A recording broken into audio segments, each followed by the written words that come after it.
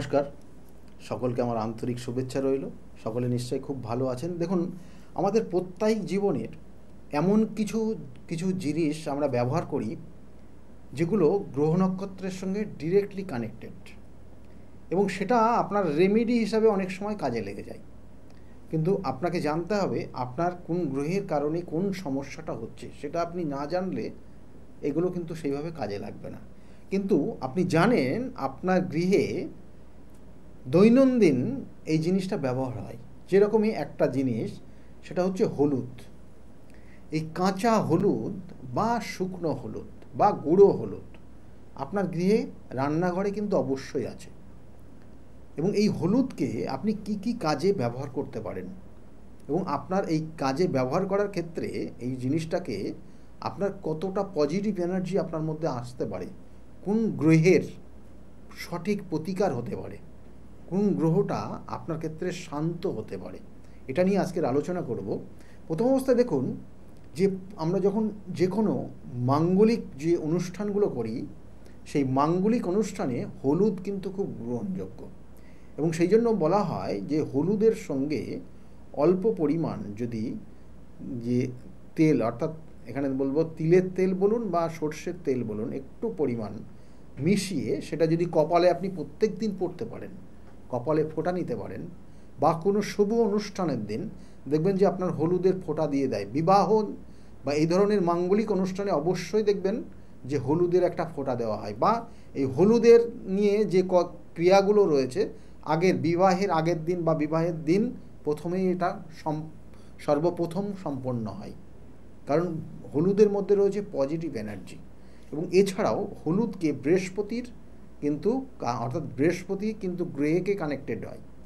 হলুদ ব্যবহার আপনি যত করবেন আপনার বৃহস্পতি তত পজিটিভ জায়গা দেবে। আর বৃহস্পতি হচ্ছে বিবাহের কারক গ্রহ। বৃহস্পতি হচ্ছে নবগ্রহের মধ্যে দেবগুরু বৃহস্পতি বলা হয়, এবং গ্রহদের মধ্যে সর্বসর্বা।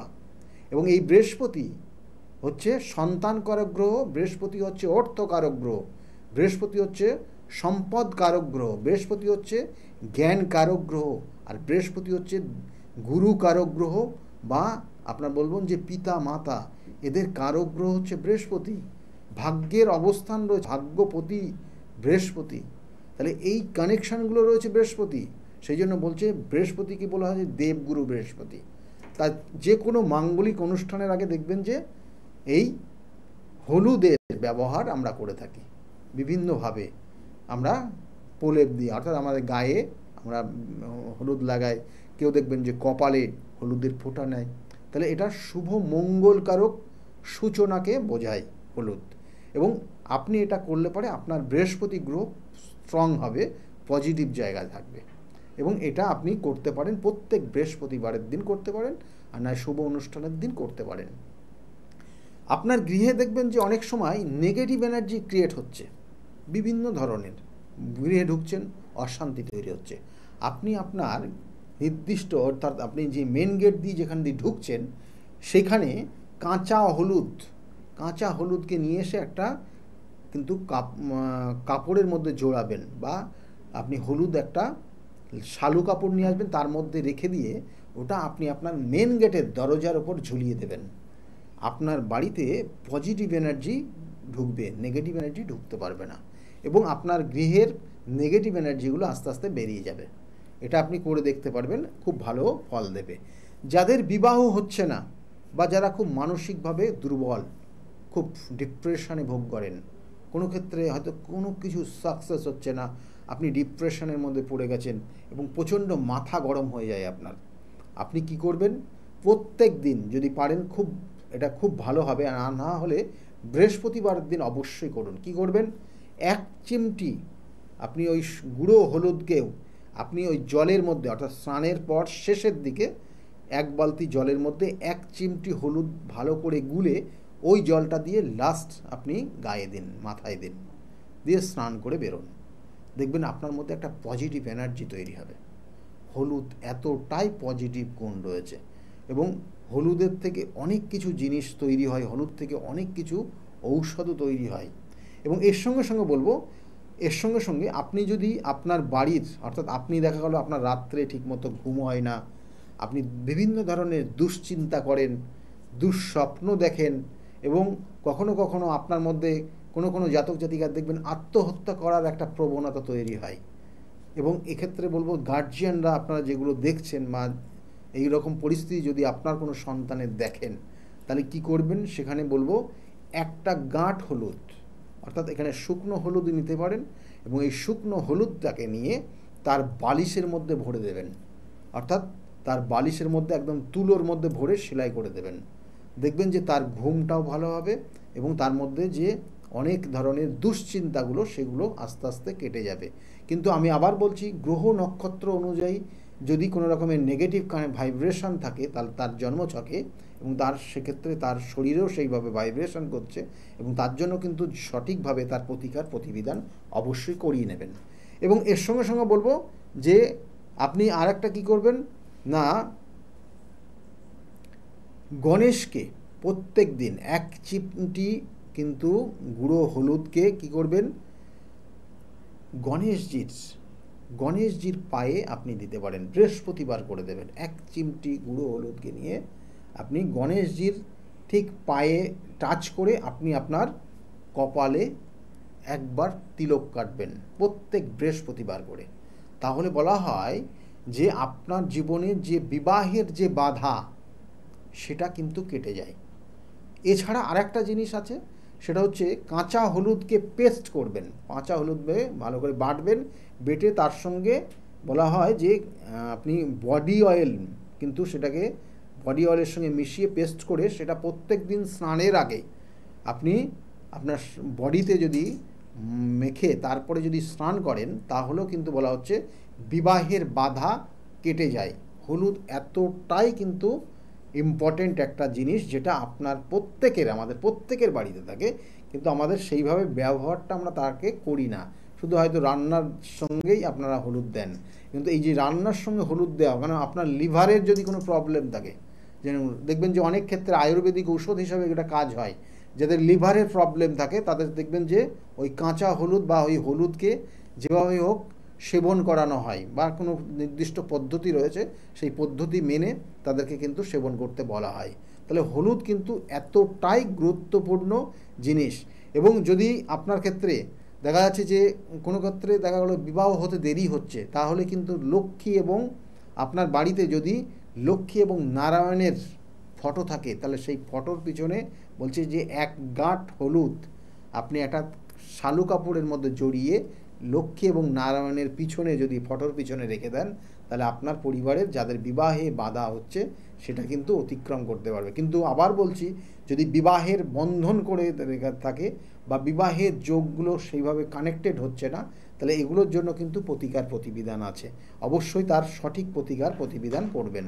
এবং বলছে সূর্যকে হলুদ মিশ্রিত জল যদি অর্পণ করতে পারেন, তাহলে আপনার জীবনের শুভ কাজে যে বাধাগুলো হয় সেই বাধাগুলো আপনি অতিক্রম করতে পারবেন। এগুলো হলুদের প্রত্যেকটা কিন্তু গুণাগুণ। হলুদকে নিয়ে আমরা জ্যোতিষশাস্ত্রের কি কাজ করতে পারি, সেই জন্য আমরা অনেক সময় বলবেন যে অনেকে ঋণগ্রস্ত হয়ে আছেন, ঋণে জর্জরিত হয়ে আছেন, তাহলে তারা কি করবেন, এক টুকরো হলুদ, তার সঙ্গে সঙ্গে আপনি ওই হলুদের সঙ্গে একটা যদি আপনি অর্থাৎ এখানে বলা হচ্ছে পদ্মবীজ, একটা পদ্মবীজ এবং তার সঙ্গে সঙ্গে একটা গোমতী চক্র, এবং এই তিনটে জিনিস একসঙ্গে একটা লাল শালুর মধ্যে বেঁধে আপনি আপনার অর্থের জায়গায় বা আপনি যে ব্যবসা করছেন যেখানে, সেই ব্যবসার ক্ষেত্রে সেই ক্যাশ বাক্সের মধ্যে রেখে দিতে পারেন। তাহলে জানবেন যে আপনার অর্থের ফ্লোটা কিন্তু বজায় থাকবে, এবং আপনি যত ঋণ নিয়েছেন সেই ঋণগুলো ধীরে ধীরে পরিশোধ হয়ে যাবে। তাহলে এইগুলো হলুদের কিন্তু গুরুত্ব রয়েছে। কারণ অনেক জন্মছকে দেখবেন অনেক ক্ষেত্রে আমরা দেখি যে শুভ কাজ হতে চায় না, বাধা হয়ে আছে, এবং সেক্ষেত্রেও দেখা গেলো কেউ না কেউ খারাপ কিছু ক্রিয়া করে রেখেছে। কেউ দেখা যাচ্ছে যে আপনার জন্মছক অনুযায়ী হয়তো আপনার সেই ক্ষেত্রে কানেকশন পাচ্ছে না, কিন্তু আপনার শত্রু জায়গাটা খুব প্রবল হয়ে রয়েছে। আপনার শত্রু আপনার জীবনে গুপ্ত শত্রু হয়ে আপনাকে কাজ করছে, এবং আপনি যা করছেন সব কিছু দেখছে, কিন্তু আলটিমেটলি কি হচ্ছে, আপনি যে কাজটা সাকসেস পাচ্ছেন না, কারণ সেই শত্রু আপনাকে বাধা দিচ্ছে। তাহলে আপনাকে প্রথম অবস্থায় গোপনীয়তার সঙ্গে আপনাকে কাজ করতে হবে। আর তার সঙ্গে সঙ্গে আপনার এই শত্রুতা দমন করার জন্য আপনাকে তার প্রতিকার প্রতিবিধান করতে হবে। যদি প্রতিকার প্রতিবিধান সঠিকভাবে হয়, আমি বারবার বলি যে এইগুলোর তিথি নক্ষত্র রয়েছে, কারণ একটা জন্মছকের দেখা গেল যে আপনার ক্ষেত্রে এমন কিছু তন্ত্রক্রিয়া, এমন কিছু তান্ত্রিক বাণ আপনার ওপর অ্যাপ্লাই করা আছে যাতে আপনার শরীরটা দিনের পর দিন শুকিয়ে যাচ্ছে, নখের প্রবলেম হচ্ছে, হেয়ার প্রবলেম হচ্ছে, দাঁতের প্রবলেম হচ্ছে, আপনার রাত্রে ঘুম আসছে না, আপনি দিনের পর দিন খাওয়া দাওয়া আপনি বন্ধ করে দিয়েছেন, তাহলে এগুলো জানবেন যে কেউ না কেউ আপনাকে ক্ষতি করে রেখেছে। এবং এগুলোর জন্য প্রতিকার প্রতিবিধান এবং সেই নির্দিষ্ট তিথি যেটা হচ্ছে আগামী অমাবস্যার তিথি, ফলহারিণী অমাবস্যা। এই ফলহারিণী অমাবস্যার তিথি আপনারা জেনে রাখুন খুব গুরুত্বপূর্ণ তিথি, যে তিথিতে আপনি আপনার কর্ম করলে বা আপনি সঠিকভাবে সেই কিন্তু স্মরণ করলে এবং মায়ের শরণাপন্ন যদি আপনি হতে পারেন, তাহলে আপনার জীবনের যত রকমের খারাপ দোষই থাকুক না কেন সেগুলোর থেকে আপনি বেরিয়ে আসতে পারবেন। এবং সেই জন্যই এই নির্দিষ্ট তিথিতে আপনি আপনার জীবনের সমস্যাগুলোকে নিবারণ করার জন্য সঠিক প্রতিকার বিধান নেওয়ার চেষ্টা করুন। আর বারবার বলি যে আপনি দেখা গেল যে আংটি পরে রেখেছেন, আপনি কবচ পরে রেখেছেন, কিন্তু সঠিক গাইডলাইন আপনি জীবনে পাচ্ছেন না। গাইডলাইন আপনার জীবনের পরিবর্তন করতে পারে। কোন সময় কোন কাজ করবেন, কীভাবে করবেন, কখন করবেন, এটা আপনার জীবনের গাইডলাইন। এবং এটা আপনি আপনার লক্ষ্যটা কী আছে, আপনি কোন দিকে আপনার লক্ষ্য নিয়ে গেলে আপনার জীবনের উন্নতি হবে। আপনার একটা স্টুডেন্ট দেখা গেল সে ডাক্তারি হবে না ইঞ্জিনিয়ার হবে, এইগুলো তার লক্ষ্য বলা হয়। একটা জাতক জাতিকার তার বিবাহের পরে সে কোথায় কিভাবে নিজেকে প্রতিষ্ঠা পাবে বা কিভাবে কি কর্ম করবে সেগুলো তার গাইডলাইন। তার জীবনে একটা জাতক জাতিকার কর্মটা কোন দিকে করলে, ফোকাসটা কোন দিকে নিয়ে গেলে তার কর্মজীবনটা সুখের হবে, সে খুব ইন্টারেস্টের সঙ্গে কর্মটা করতে পারবে। কারণ এক একজনের এক এক ধরনের কর্ম আছে। হয়তো তার পেশাগত জায়গায় সে ডাক্তারি করতে পারে, কারোর ক্ষেত্রে ইঞ্জিনিয়ার হতে পারে, কারোর ক্ষেত্রে খেলোয়াড় হতে পারে, কারোর ক্ষেত্রে ওকালতি করতে পারে, কেউ হয়তো ব্যবসা করতে পারে। কিন্তু আবার ব্যবসার মধ্যেও কোন প্রোডাক্টের ব্যবসা করবেন, এইগুলোর সঠিক গাইডলাইন আপনি যদি আপনার জীবনে পান তাহলে অবশ্যই কিন্তু আপনি প্রতিষ্ঠা পাবেনই পাবেন।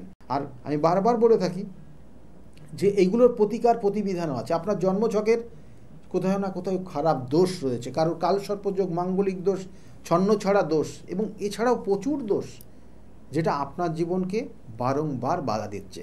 আবার কখনো কখনো দেখা গেল যে ষষ্ঠপতি পীড়িত হয়ে গিয়ে কেতুযুক্ত হয়ে থাকার জন্য আপনার ক্ষেত্রে গুপ্ত কোনো শত্রুতা করে আপনার জীবনটাকে দুর্বিষহ জায়গায় তৈরি করে দিয়েছে। তাহলে সেখান থেকে আপনি বেরোতে পারছেন না। তার জন্য চাই সঠিক প্রতিকার প্রতিবিধান। সঠিক প্রতিকার প্রতিবিধান এবং সঠিক গাইডলাইন আপনি যদি পান তাহলে আমি বলবো অবশ্যই সেখান থেকে বেরিয়ে আসতে পারবেন। আমার সঙ্গে যদি যোগাযোগ করেন তাহলে বলবো নিচের বুকিং নাম্বার, যে বুকিং নাম্বারটা যাচ্ছে ওই বুকিং নাম্বারে ফোন করে আপনি জানতে পারবেন আমি কোন চেম্বারে কখন কোন সময়ে বসি। তাছাড়াও বলবো যে প্রত্যেক রবিবারের দিন আমার চেম্বার রয়েছে, কাঁচরাপাড়া চেম্বার রয়েছে। প্রত্যেক রবিবার কাঁচরাপাড়া পাবেন, সেখানে 2টো থেকে 6টা পর্যন্ত পাবেন। প্রত্যেক সোমবারে একদম স্টেশনের কাছে, ব্যারাকপুর স্টেশনের কাছে পাবেন, সেখানে 12টা থেকে 4টে পর্যন্ত আপনারা পাবেন এখানে সোমবার। এবং ওই সোমবারে কিন্তু 5টা থেকে 8টা পর্যন্ত পাবেন শ্রীরামপুর, সেখানেও সেই শ্রীরামপুর চেম্বারেরও কাজ কিন্তু সেই স্টেশনের কাছেই। প্রত্যেক মঙ্গলবার কিন্তু কালীঘাট চেম্বার, এটা হচ্ছে লেক মল অর্থাৎ রাসবিহারী এভিনিউতে যে লেক মলটা রয়েছে, লেক মলের ঠিক পিছনে কিন্তু চেম্বার রয়েছে এবং সেখানে মঙ্গলবার পাচ্ছেন। বুধবার করে পাবেন হাওড়া ময়দানে চেম্বার রয়েছে, সেখানেও কিন্তু বুধবারে 12টা থেকে 4টে পর্যন্ত পাবেন। এবং বৃহস্পতিবারের দিন কৃষ্ণনগরের চেম্বার রয়েছে প্রত্যেক বৃহস্পতিবার 12টা থেকে 4টে পর্যন্ত, এখানেও যোগাযোগ করতে পারেন বৃহস্পতিবার যারা কৃষ্ণনগরের কাছাকাছি রয়েছেন। আর শুক্রবারের দিন চেম্বার রয়েছে হাতিবাগানের চেম্বার এবং সেখানে 5টা থেকে 8টা পর্যন্ত চেম্বার রয়েছে। যারা হাতিবাগানের চেম্বারে দেখাবেন বলে ভাবছেন বা অন্যান্য চেম্বারে দেখাবেন বলে ভাবছেন অবশ্যই নামটা লিখিয়ে নেবেন এবং নাম লেখানোর জন্য কিন্তু বুকিং নাম্বার বলে যে নাম্বার যাচ্ছে ওই নাম্বারটাতে ফোন করতে হবে। এছাড়াও কিন্তু আবার বলি যে বর্ধমানের চেম্বার রয়েছে, মেছেদার চেম্বার রয়েছে, বহরমপুরের চেম্বার রয়েছে। স্কলের দিকে লক্ষ্য রাখুন কোথায় কোন দিন কবে পাবেন, ওখানেও কিন্তু নির্দিষ্ট করে লেখা থাকে এবং সেই অনুযায়ী আপনি বুকিং করে আপনার নামটা লিখিয়ে নেবেন এবং সেই অনুযায়ী সেই নির্দিষ্ট সময়ে চেম্বারে আসতে পারেন। আজকের মতো এই পর্যন্তই। সকলে খুব ভালো থাকবেন। নমস্কার।